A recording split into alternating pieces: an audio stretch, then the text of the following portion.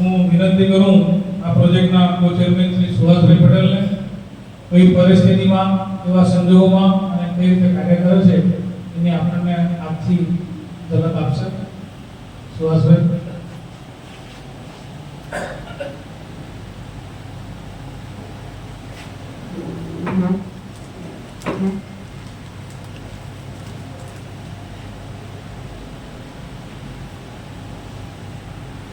नमस्कार, good evening. Chairman Shri Natubhai, मंत्री श्री विनोद भाई, उपप्रमुख श्री अश्विन भाई, ट्रेजरर सुरेश भाई, अमदावाद स्टेट ब्रांच थी बनारेला मनीषा भाई, नरेश भाई અને મારા ચેરમેન ડોક્ટર પીસી પંચાલ સાહેબ તથા આપણા પૂર્વ પ્રમુખ મંત્રી સૌ પરિવાર સાથે વધાર્યા છો અને આજે જે પ્રસંગમાં આવ્યો છો એનાથી અમારો ઉત્સાહ વધાર્યો છે માટે સૌને પ્રત્યે આનંદ અને ગૌરવની લાગણી અનુભવું છું.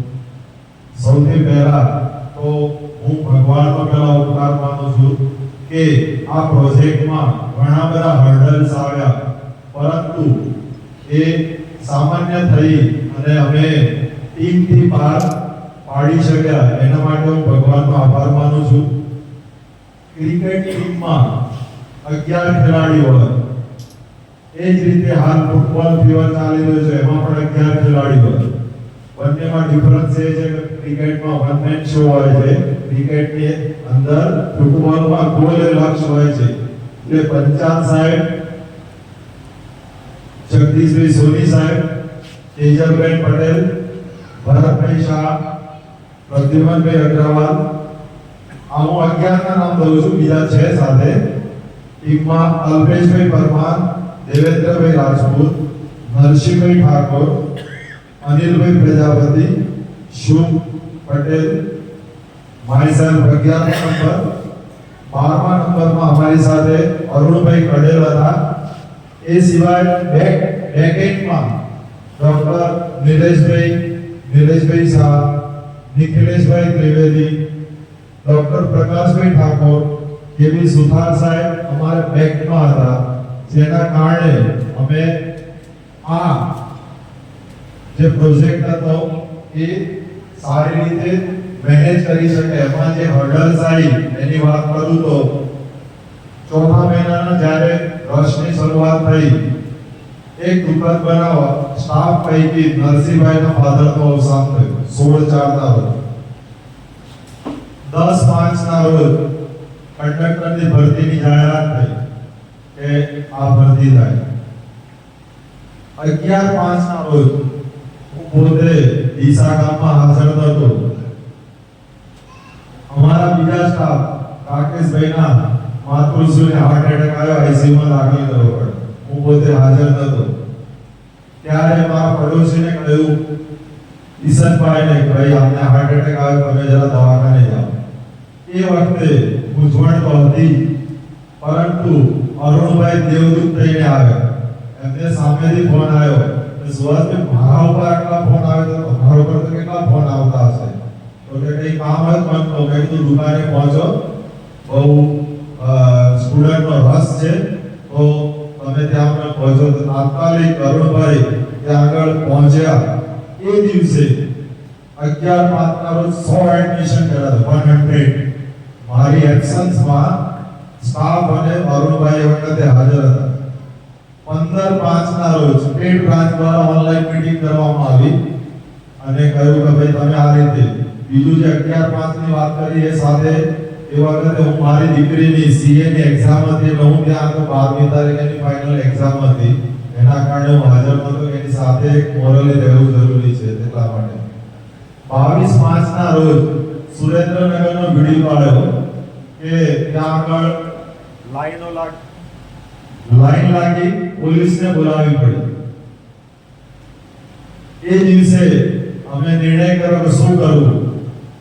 તરત અમે WhatsApp દ્વારા મોબાઈલ લીધો તો 4-5 દિવસ પહેલા નંબર એક્ટિવ કરી WhatsAppમાં દ્વારા આપણે નવી નોંધણી ચાલુ કરો જેથી કરી બધા એક સાથે રસ ના થાય. તો જે સ્ટુડન્ટને એડમિશન લેવું હોય તે પોતાનું નામ નામ અને મોબાઈલ નંબર વોટ્સઅપમાં મોકલે.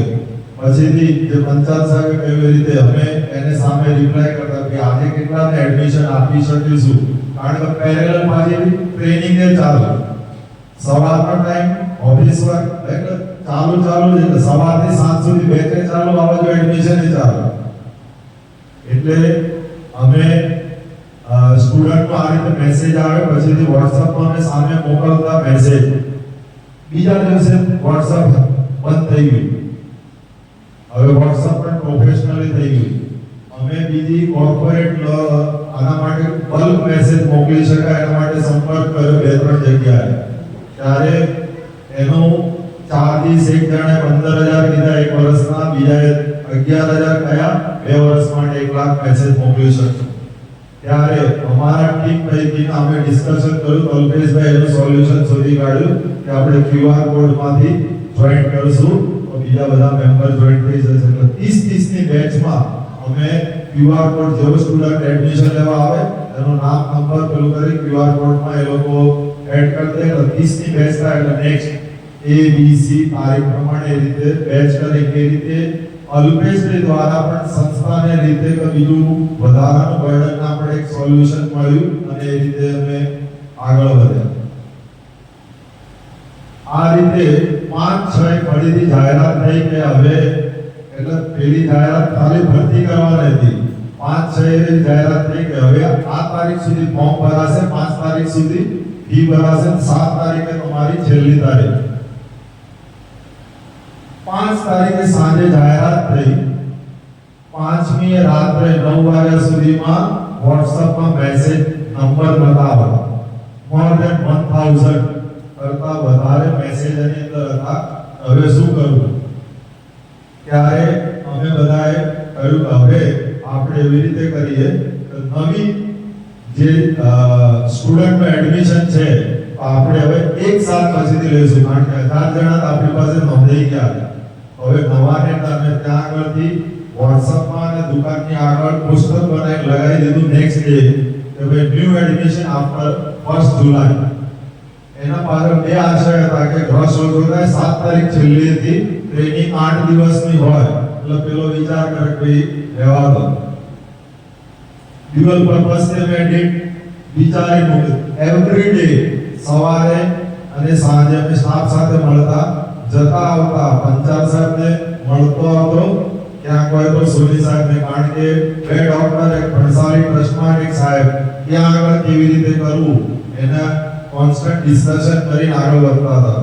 મીનવાઇલ 17/6 ના રાત્રે આપણા જ ગામના આપણા મંત્રીશ્રીએ ફર્સ્ટ એડ બાબતે પૂછપરછ કરી કે શું છે આ ફર્સ્ટ એડનું, કેટલા સ્ટુડન્ટનો, કેટલા લોકો તમે બહાર પાડી શકો, શું છે. મેં કહ્યું કે એક ડોક્ટર એક દિવસમાં મેક્સિમમ એટલે 8 દિવસમાં 120 વિદ્યાર્થીની ટ્રેનિંગ લઈ શકે અને 8 દિવસે 120 વિદ્યાર્થી થાય. હાલ અમારી પાસે 2 પ્રેમાઇસીસ છે, એક શ્રીનાથજીની હવેલી અને ભણસાલી ટ્રસ્ટ હોસ્પિટલમાં હોલ. એટલે અમે 180 કરતા વધારે વિદ્યાર્થી કરી શકીએ એમ નથી. એ અમને કહ્યું તો આનો રસ્તો તમારો કઈ, મેં એમને સૂચન કર્યું આ કંડક્ટર માટે જે મેન્ડેટરી છે કે અરજી કરતી વખતે લાયસન્સ નંબર લખવો એને તમે પાછળથી સબમિટ કરે એવી રીતનું કરો.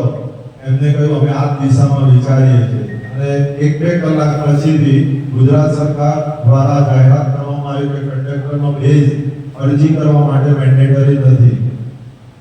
આ દરમિયાન જે સાહેબે કહ્યું એ રીતે ખૂબ બધી ગામમાંથી ભલામણો આવતી હતી, એમની ઓફિસમાંથી આવતી હતી. એ સિવાય પત્રકાર જે સંબંધો 10 વર્ષ પહેલા ભૂલી ગયેલા હોય 15 વર્ષ એ લોકો યાદ કરી ફોન કરતા હતા કે આ એડમિશન અમને કરાવી દો. એમાં તો 1-2 વખત નજીકના મિત્રો સાથે મારો મન દુઃખ થયું કે ભાઈ હું આમાં નહીં કરી શકું.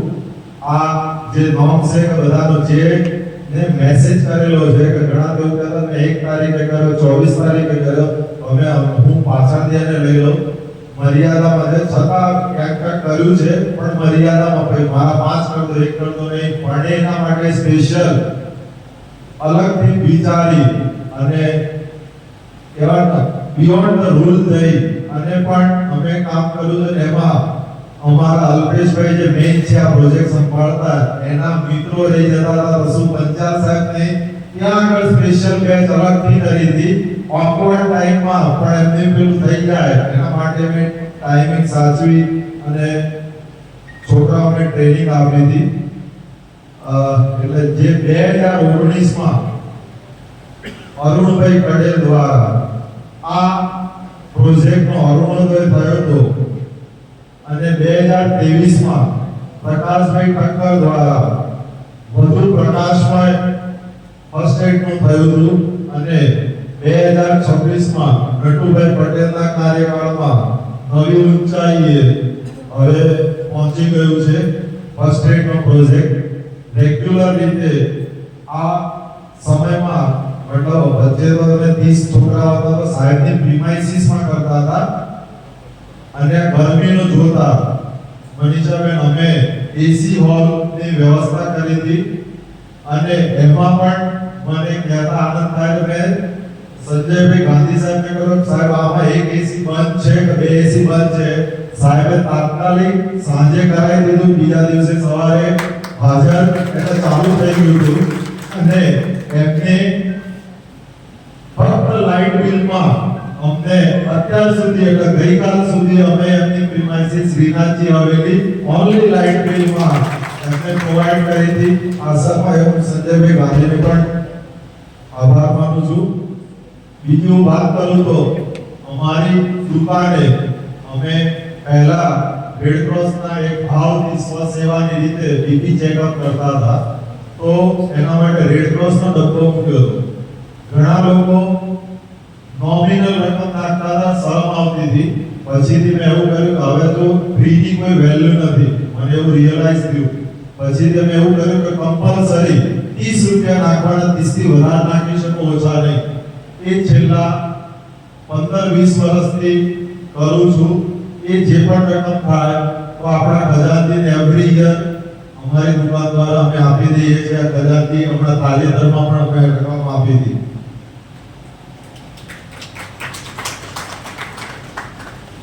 મારા પરિવાર તથા દુકાનના સ્ટાફે રેડ ક્રોસના કામ માટે આજ સુધી ના નથી પાડી અને રેડ ક્રોસના કામ માટે કિસાનના સભ્યો અને રેડ ક્રોસનું બ્રાન્ચનું આપણું રાજ્ય લેવલે શ્રેષ્ઠ ગણના થાય એના માટે જે સહયોગ આપ્યો છે એના માટે હું સૌનો આભારી છું જાણતા અજાણતા મારા દ્વારા કોઈ પણ મેમ્બરનું લાગણી દુભાઈ હોય તો હું માફી ચાહું છું દરેક સભ્યો આજ દિન સુધી રેડ ક્રોસના કામને જે સહકાર આપ્યો એના માટે હૃદયપૂર્વક આભાર માનું છું રેડ ક્રોસના અમૂલ્ય અને માનવતાવાદી પ્રોજેક્ટમાં અત્યાર સુધી સક્રિય યોગદાન આપ્યું છે હવે સીમિત કરી